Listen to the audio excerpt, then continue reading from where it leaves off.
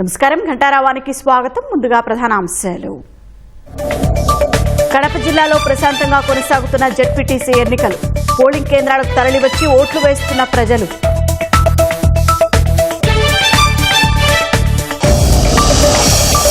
MP Avinash Reddy, MLC Ram Gopal Reddy ముందస్తు arrest. YCP నేత సతీష్ రెడ్డి గృహ నిర్బంధం.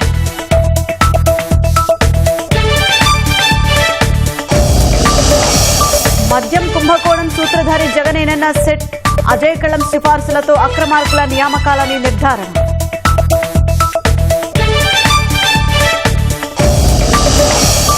శ్రీశైలం ప్రాజెక్టుకు పెరిగిన వరద ప్రవాహం. 4 గేట్లు ఎత్తి దిగువకు నీటి విడుదల.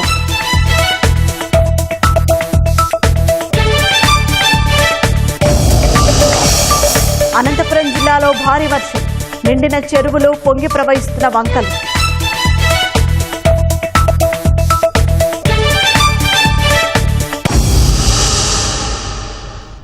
కడప జిల్లా పులివెందుల ఒంటిమిట్టలో జెడ్పీటీసీ ఎన్నికల పోలింగ్ కొనసాగుతోంది. ఇక తాజా పరిస్థితిని మా ప్రతినిధి మురళి ప్రత్యక్ష ప్రసారం ద్వారా అందిస్తారు.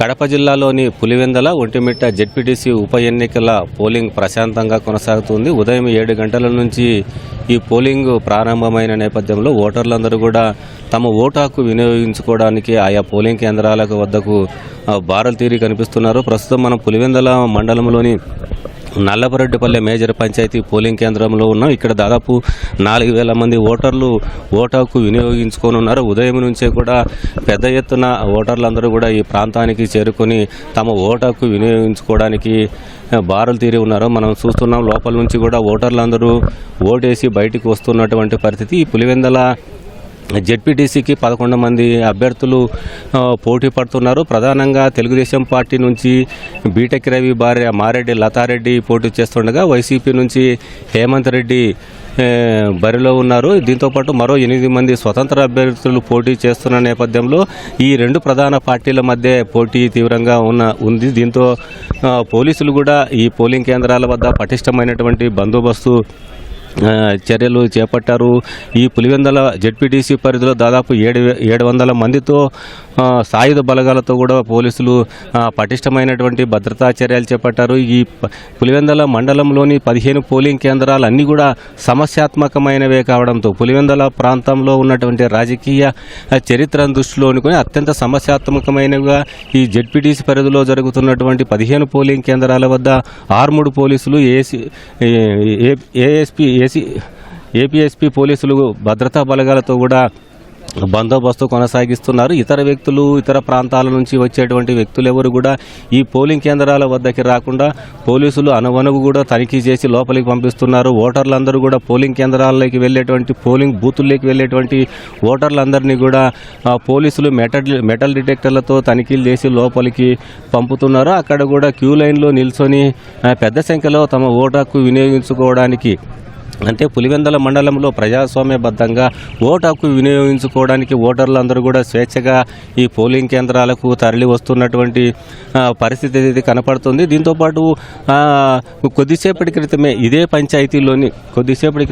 పంచాయతీలోని కనంపల్లి పోలింగ్ కేంద్రంలో కూడా స్వల్ప ఉద్రిక్తత కొనసాగింది. ఆ పోలింగ్ బూతులోకి వెళ్ళినటువంటి టీడీపీ కార్యకర్తలను వైసీపీ కార్యకర్తలు రెచ్చగొట్టడంతో అక్కడ స్వల్ప ఉద్రిక్తత కొనసాగింది. వాళ్ళ ఇద్దరి మధ్య వైసీపీ టీడీపీ కార్యకర్తల మధ్య తోపులాట కొనసాగింది.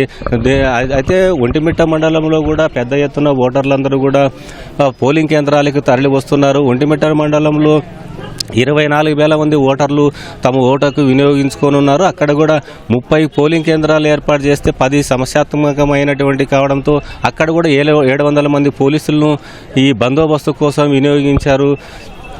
మొత్తంగా చింతరాసుపల్లెలో కూడా ఉదయం ఒంటిమిట్ట మండలం చింతరాసుపల్లెలో కూడా ఒక స్వల్ప ఉద్రిక్తత కొనసాగింది. 2 వైసీపీ టీడీపీ కార్యకర్తల మధ్య స్వల్ప వివాదం నెలకొనడంతో పోలీసులు జోక్యం చేసుకుని సద్దుమణగడంతో ప్రస్తుతం 2 ప్రాంతాల్లో కూడా ప్రశాంతంగా ఓటింగు కొనసాగుతోంది. అయితే ముందస్తుగానే అంటే వైసీపీ కార్యకర్తలు ఇక్కడ పులివెందుల మండలంలో పులివెందుల రాజకీయ చరిత్రను దృష్టిలో ఉంచుకొని ఓటింగ్ సందర్భంగా ఎప్పుడు పోలింగ్ జరిగినా గొడవలు జరుగుతాయి అనేటువంటి కారణంతో ముందస్తుగా 500 మంది అనుమానితులను, రౌడీ షీటర్లను, అల్లరి మూకలను పోలీసులు బైండ్ ఓవర్ చేశారు.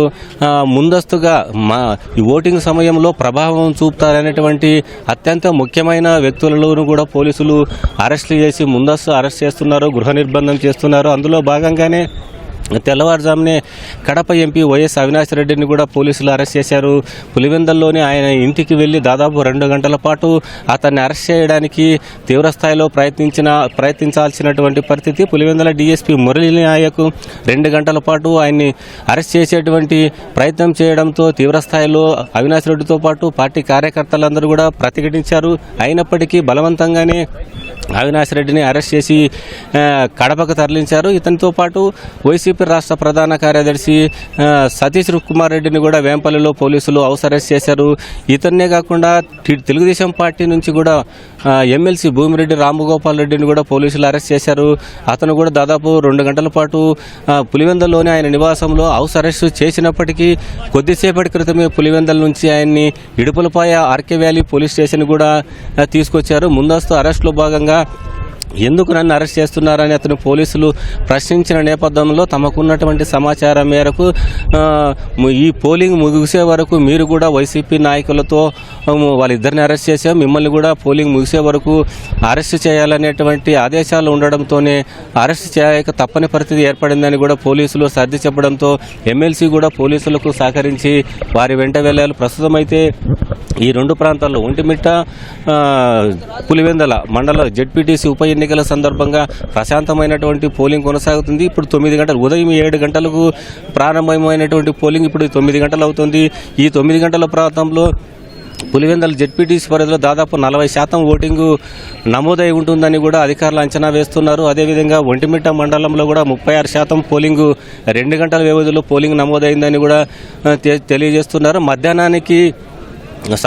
మధ్యాహ్నం తర్వాత దాదాపు 60 నుంచి 70% ఓటింగ్ నమోదయ్యేటువంటి అవకాశం ఉందని కూడా అధికార వర్గాలు అంచనా వేస్తున్నాయి. అన్ని పోలింగ్ కేంద్రాల్లో కూడా పులివెందల మండలంలోని 6 పంచాయతీల్లోని 15 పోలింగ్ కేంద్రాల్లో కూడా అన్ని పోలింగ్ కేంద్రాల్లో కూడా ఓటర్లు అందరూ కూడా తమ ఓటు హక్కు వినియోగించుకోవడానికి పోలింగ్ స్టేషన్లకు వస్తున్నారు. ఒంటిమిట్టలో కూడా అదేవిధంగా ఓటర్లందరూ బారులు తీరుతున్న నేపథ్యంలో ఈ 2 పార్టీలు కూడా ఈ జెడ్పీటీసీ ఎన్నికలను ప్రతిష్టాత్మకంగా తీసుకోవడంతో ఓటర్లు కూడా ఓటు హక్కు వినియోగించుకోవడానికి పోలింగ్ కేంద్రాలకు వస్తున్నారు. ఓటింగ్ శాతం కూడా గతం కంటే మిన్నగా భారీగా పెరిగేటువంటి అవకాశం ఉంది.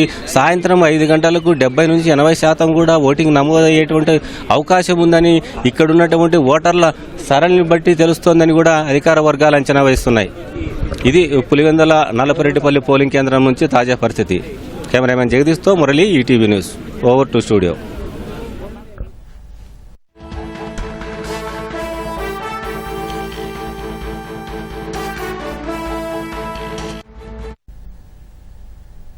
కడప జిల్లా ఒంటిమిట్ట జెడ్పీటీసీ ఉప ఎన్నికలు చెదురుమదురు ఘటనలు మినహా ప్రశాంతంగా కొనసాగుతున్నాయి. ఉదయం నుంచి తరలివస్తున్న ఓటర్లు క్యూ లైన్లలో వేచి ఉండి తమ ఓటు హక్కు వినియోగించుకుంటున్నారు. రాజంపేట ఏఎస్పీ రామ్నాథ్ హెగ్డే పర్యవేక్షణలో బండపంపల్లె పోలింగ్ కేంద్రం వద్ద గట్టి బందోబస్తు ఏర్పాటు చేశారు. ఒంటిమిట్ట జెడ్పీటీసీ ఎన్నికల్లో భాగంగా చింతరాజుపల్లె పోలింగ్ కేంద్రంలో టీడీపీ, వైసీపీ ఏజెంట్ల మధ్య ఘర్షణ చోటు చేసుకుంది. పోలీసులు ఇరు పార్టీలకు చెందిన ఏజెంట్లను పోలింగ్ కేంద్రం నుంచి బయటకు పంపారు. ఎలాంటి అవాంఛనీయ ఘటనలు జరగకుండా పోలీసు బలగాలను మోహరించారు. బందీలు వెళ్తా ఉన్నాయి, ఎవరు తీర్పు చెప్పేసి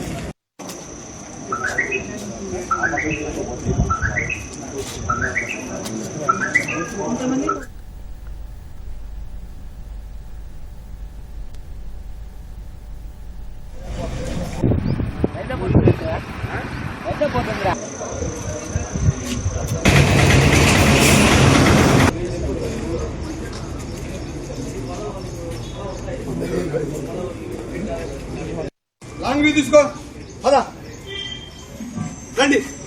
మీరు ఏదంటే లాంగ్ తీసుకోండి. చలో రండి ప్లీజ్. చలో చలో పదా.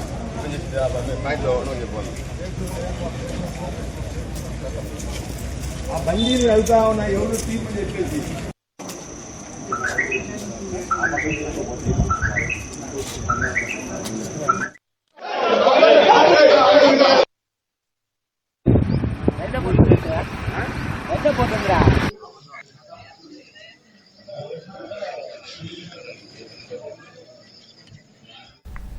మద్యం కుంభకోణం కేసులో పలువురు నిందితుల బెయిల్ పిటిషన్లపై నేడు విజయవాడ ఏసీబీ కోర్టు తీర్పులు వెలువరించనుంది. మరింత సమాచారం మా ప్రతినిధి జయప్రకాష్ అడిగి తెలుసుకుందాం. జయప్రకాష్, మద్యం కేసులో ఎవరెవరి బెయిల్ పిటిషన్లపై కోర్టు తీర్పులు ఇవ్వనుంది? షాహీన్ ఈ రోజు విజయవాడ ఏసీబీ కోర్టులో పలువురు మద్యం కుంభకోణంలో ఉన్నటువంటి నిందితులు బెయిల్ పిటిషన్లు దాఖలు చేశారు. ఈ దాఖలు చేసిన నేపథ్యంలో ఇటీవల విచారణ జరిపి తీర్పు రిజర్వ్ చేస్తూ నేటికి వాయిదా వేశారు. ఈ రోజు వాటిపైన ఉత్తర్వులు జారీ చేయనున్నారు. ముఖ్యంగా చూసుకున్నట్లయితే ఇందులో కీలకంగా వ్యవహరించినటువంటి A31, 32, 33గా ఉన్న ధనంజయ రెడ్డి, కృష్ణమోహన్ రెడ్డి, గోవిందప్ప బాలాజీల బెయిల్ పిటిషన్ ఉంది. అదే విధంగా A4గా ఉన్న మిథున్ రెడ్డి బెయిల్ పిటిషన్ కూడా ఇటీవల విచారణ జరిగి తీర్పు రిజర్వ్ అయింది.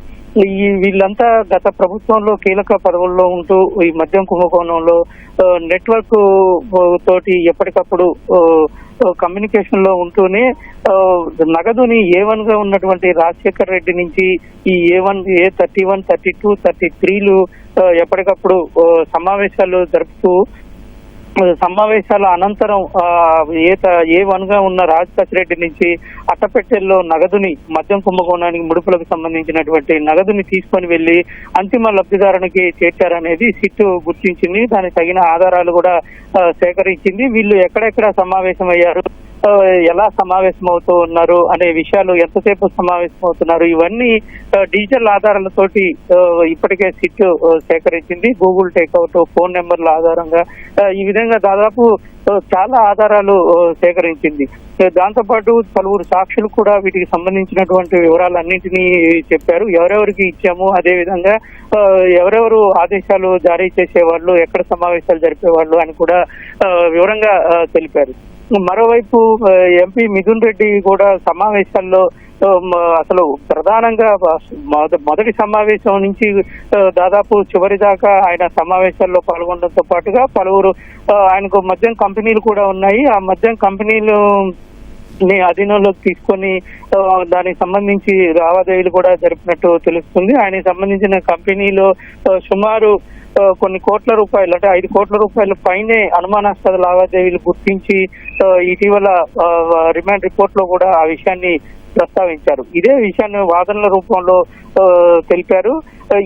ఈ దశలో కనుక వీళ్ళందరికీ బెయిల్ కనుక మంజూరు చేస్తే చాలా ఇబ్బందులు తలెత్తే అవకాశం ఉందని న్యాయవాది తెలిపారు. ప్రస్తుతం చాలా కీలక దశలో ఉంది. వీళ్ళంతా చాలా కీలకమైనటువంటి పోస్టుల్లో ఉండటమే కాకుండా బయటికి కనుక వస్తే వాళ్ళకి సాక్షుల్ని ప్రభావితం చేయడం, కేసు తారుమారు చేసే అవకాశాలు ఉన్నాయి. మరికొంతమందిని అరెస్ట్ చేయాల్సి ఉంది. ఇంకొంతమంది నిందితులు వీళ్ళ ఆదేశాల ప్రకారంగా ఈ నెట్వర్క్ లో వ్యవహరించినటువంటి నిందితులు ఎవరైతే ఉన్నారో వాళ్ళంతా దుబాయ్ లో, ఇటువంటి విదేశాల్లో కొంతమంది ఉన్నారు. వాళ్ళు రావటానికి కూడా ఆస్కారం ఉండదు. వాళ్ళు చాలా కీలకంగా వ్యవహరించారు. వీళ్ళ ఆదేశాలతోటి ముడుపుల్ని ఎక్కడెక్కడ దాచాలి, అదే విధంగా ఏ విధంగా ముడుపుల్ని వసూలు చేయాలి అనే ఆదేశాలు తీసుకొని వీళ్ళు పనిచేశారు. కాబట్టి వాళ్ళని అరెస్ట్ చేసేంత వరకు ఈ కేసు దర్యాప్తు సజావుగా సాగాలంటే ఖచ్చితంగా వీళ్ళకి బెయిల్ ఇవ్వద్దు అని ఇటు ప్రాసిక్యూషన్ తరఫున న్యాయవాది వాదించారు. మరోవైపు అటు 90 రోజులు గడుస్తున్న నేపథ్యంలో నిందితులకు కొంతమందిని ఇప్పటికే విచారించిన పరిస్థితి ఉంది కస్టడీలోకి తీసుకొని. కాబట్టి వాళ్ళకి షరతులతో కూడిన బెయిల్ మంజూరు చేయండి, విచారణకు సహకరిస్తారు, కేవలం రాజకీయ దురుద్దేశంతో వాళ్ళ పైన కేసులు నమోదు చేశారు అని అటు పిటిషనర్ తరపు న్యాయవాది వాదనలు వినిపించారు. ఈ రోజు కోర్టు దీని మీద ఉత్తర్వులు ఇవ్వనుంది. మరోవైపు ఇదే కేసులో నిందితులుగా ఉన్నటువంటి వాసుదేవరెడ్డి, సత్యప్రసాద్లు ఇద్దరు ముందస్తు బెయిల్ పిటిషన్ లో దాఖలు చేశారు. వాళ్ళకి సంబంధించి కూడా విచారణ జరిగింది. ఈ రోజు వాటిపైన కూడా ఉత్తర్వులు ఇవ్వనుంది. షాహిద్, ధన్యవాదాలు జయప్రకాష్.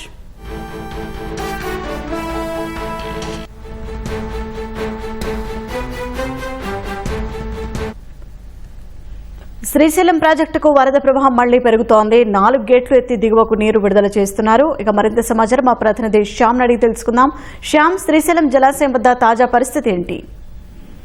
షాహీన్, ఈ సీజన్ లో ఇది 3వసారి గేట్లు ఎత్తడం. అంటే 3 సార్లు ఇప్పటికే శ్రీశైలం పూర్తి స్థాయిలో నిండిపోయి 3వసారి గేట్లు ఎత్తారు.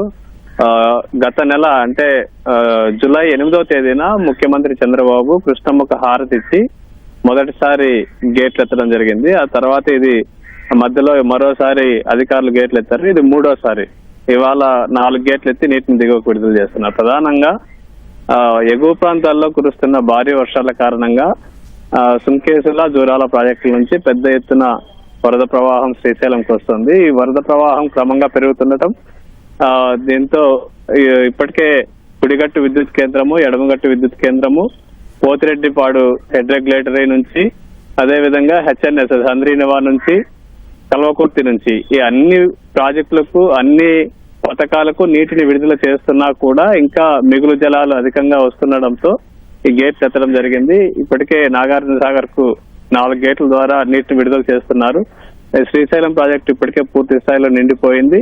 ప్రధానంగా పైన ఎగువన కృష్ణా బేసిన్ లో ఉన్నటువంటి అన్ని ప్రాజెక్టులు పూర్తిగా నిండిపోవడంతో తప్పనిసరి పరిస్థితుల్లో నీటిని విడుదల చేస్తున్నారు. మొత్తానికైతే ఇది చాలా శుభ పరిణామం. ఇటు రాయలసీమలోని ప్రాజెక్టులన్నిటికీ కూడా దాదాపు నీటిని పూర్తిగా నింపే ప్రయత్నంలో అధికారులు ఉన్నారు. చెరువులను కూడా అన్నిటిని నింపుతున్నారు. ఇప్పటికే నాగార్జున సాగర్ కూడా పూర్తిగా నిండిపోయింది. మొత్తానికైతే ఈ సీజన్ లో మూడోసారి 4 గేట్లు ఎత్తి నీటిని దిగువకు విడుదల చేస్తున్నారు. ధన్యవాదాలు శ్యామ్. వైసీపీ హయాం నాటి మద్యం కుంభకోణంలో అప్పటి ముఖ్యమంత్రి జగన్ పాత్ర ఉందని అనుబంధ ఛార్జ్షీట్లో సెట్ విస్పష్టంగా పేర్కొంది. ఉన్నతాధికారుల సిఫార్సులకు భిన్నంగా నియామకాలు చేపట్టి మద్యం వ్యాపారాన్ని అక్రమ సంపాదనకు రాచమార్గంగా మలుచుకున్న తీరును బయటపెట్టింది. ప్రస్తుతం ఈ కేసులో నిందితులుగా ఉన్న అధికారులే మొత్తం మద్యం వ్యాపారాన్ని తమ కనుసన్నల్లో నడిపించేలా విధానాలను అడ్డదిడ్డంగా మార్చేయడం ఈ కుంభకోణంలో అత్యంత కీలకాంశమని అనుబంధ ఛార్జ్షీట్లో స్పష్టం చేసింది. 2014-19 మధ్య జరిగిన మద్యం కుంభకోణానికి సంబంధించి విజయవాడలోని ఏసీబీ కోర్టుకు సిట్ 124 పేజీలతో 2వ అభియోగ పత్రం సమర్పించిన సిట్ నాటి అధికారులపై అభియోగాలు మోపింది. వ్యూహాత్మకంగా, ప్రణాళికాబద్దంగా ఈ ఆర్థిక నేరానికి పాల్పడ్డారని విశ్లేషించింది. 3,500 కోట్ల విలువైన ఈ ఆర్థిక అరాచకంలో మూలాలు చాలా లోతుకు విస్తరించి ఉన్నాయని సిట్ పేర్కొంది. ఈ కుంభకోణంలో కీలక పాత్రధారులైన ఏటూ వాసుదేవరెడ్డి, ఏ3 సత్యప్రసాద్ల నియామకానికి సిఫార్సు చేసింది.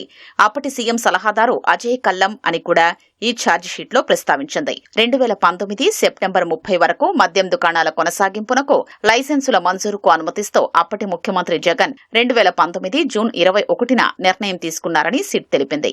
2019 అక్టోబర్ 1 నుంచి మద్యం దుకాణాల్ని ప్రభుత్వ దుకాణాలుగా నడిపేందుకు వీలుగా అవసరమైన మనుషుల్ని గుర్తించాలని ఆయనే ఆదేశాలు ఇచ్చినట్లు స్పష్టం చేసింది. 2019 జూలై 29న నాటి సీఎం జగన్ అధ్యక్షతన నిర్వహించిన సమావేశంలోనే మద్యం దుకాణాలు అద్దెకు తీసుకోవడం, వాటికి మౌలిక సౌకర్యాలు, సిబ్బంది నియామకాలు, రవాణా ఛార్జీలు తదితర అంశాలు ఖరారు చేశారని సిట్ స్పష్టం చేసింది. ఆ సమావేశంలోనే బేవరేజెస్ కార్పొరేషన్ ద్వారా 3,500 రీటైల్ దుకాణాలు నిర్వహించేందుకు కావలసిన మార్గదర్శకాలు రూపొందించారని వెల్లడించింది. నాటి బేవరేజెస్ కార్పొరేషన్ ఎండీ 2019 జూలై 30న ఇందుకు సంబంధించిన నోట్ ఫైల్ను ప్రత్యేక ప్రధాన కార్యదర్శి ద్వారా ప్రభుత్వానికి పంపగా అదే ఏడాది ఆగస్టు 16న నాటి సీఎం జగన్ ఆమోదించారని సిట్ తెలిపింది. ఈ కుంభకోణంలో ఏటుగా ఉన్న వాసుదేవరెడ్డిని బేవరేజెస్ కార్పొరేషన్ ఎండీగా నియమించడంలోనూ ప్రభుత్వంలోని కొందరు కీలక అధికారులు ప్రభావితం చేశారని పేర్కొంది. వాసుదేవరెడ్డిని ఏపీకి డిప్యుటేషన్పై తీసుకురావాలని అప్పటి సీఎం సలహాదారుగా ఉన్న అజయ్ కల్లం ప్రతిపాదించడమే కాక రైల్వే మంత్రిత్వ శాఖతో మాట్లాడాలని కూడా జగన్ కు సూచించినట్లు వివరించింది. వాసుదేవరెడ్డి నియామకానికి స్క్రీనింగ్ కమిటీ సిఫార్సు చేయగా ఆ నోట్ ఫైల్ ను అప్పటి ముఖ్యమంత్రి జగన్ ఆమోదించారని సిట్ స్పష్టం చేసింది. రాష్ట్రానికి డిప్యుటేషన్పై వచ్చిన వాసుదేవరెడ్డిని రక్షిత నీటి సరఫరా కార్పొరేషన్ ఎండీగా నియమించాలని అప్పటి ప్రభుత్వ ప్రధాన కార్యదర్శి ఎల్వి సుబ్రహ్మణ్యం సిఫార్సు చేయగా అప్పటికే బేవరేజెస్ కార్పొరేషన్ ఎండీగా నియమిస్తూ ఉత్తర్వులు ఇచ్చేశామని నాటి ముఖ్యమంత్రి జగన్ ఒక నోట్ ద్వారా 2019 సెప్టెంబర్ 16న తెలియజేశారు. అంటే బేవరేజెస్ కార్పొరేషన్ ఎండీ వాసుదేవరెడ్డిని నియమిస్తూ జగనే నిర్ణయం తీసుకున్నారు. అయితే వాసుదేవరెడ్డిని క్యాడర్ పోస్టులోకి ఎందుకు తీసుకున్నారో కారణాలు ఎక్కడా ప్రస్తావించలేదు. ఆ తర్వాత నాటి ముఖ్యమంత్రి ముఖ్య సలహాదారు అజయ్ కల్లం సిఫార్సుల మేరకు వాసుదేవరెడ్డిని డిస్టిలరీలు, బ్రేవరీస్ కమిషనర్ గాను, బేవరేజెస్ కార్పొరేషన్ ఎండీగానూ నియమించారు. ఈ కుంభకోణంలో ఏత్రిగా ఉన్న డి సత్యప్రసాద్ ను బేవరేజెస్ కార్పొరేషన్ ప్రత్యేకాధికారిగా నియమించాలని అప్పటి రెవెన్యూ ప్రత్యేక ప్రధాన కార్యదర్శికి అజయ్ కల్లం లేఖ ద్వారా సిఫార్సు చేసినట్లు సిట్ తెలిపింది.